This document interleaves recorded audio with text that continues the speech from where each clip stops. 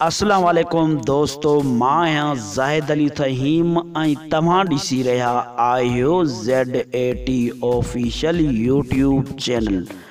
दोस्तों, उम्मीद आहे तव्हां दोस्त सभु ठीक हूंदा ऐं ख़ैरियत सां हूंदा। दोस्तों, अॼु जी हिन वीडियो में ॻाल्हि करण वारा आहियूं खैरूअ जे बारे में। दोस्तों, खैरू जंहिं मक़सद जे लाइ ओठे वारनि सां यारी करे रहियो आहे, यानी दोस्ती रखी रहियो आहे, छा उहो मक़सद खैरूअ जो पूरो थींदो या न? दोस्तों, खैरूअ जो मक़सद कहिड़ो आहे इहो त तव्हां ड्रामो ॾिसी रहिया आहियो, तव्हांखे ख़बर पइजी चुकी हूंदी। दोस्तों, खैरूअ जो इहो मक़सद आहे त मां कलसूम खे हासिल कयां, यानी कलसूम सां मां शादी कयां।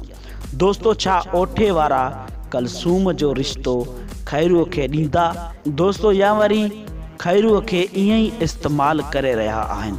दोस्तों, ॿी तरफ़ खां कलसूम जो निकाह हालार सां थियल आहे।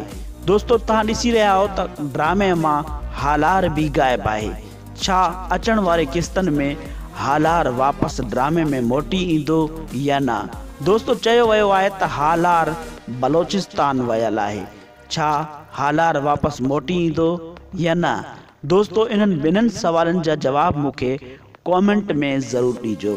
महिरबानी दोस्तों, अल्लाह पाक तव्हां दोस्तनि खे ख़ुशि रखे ऐं सलामत रखे।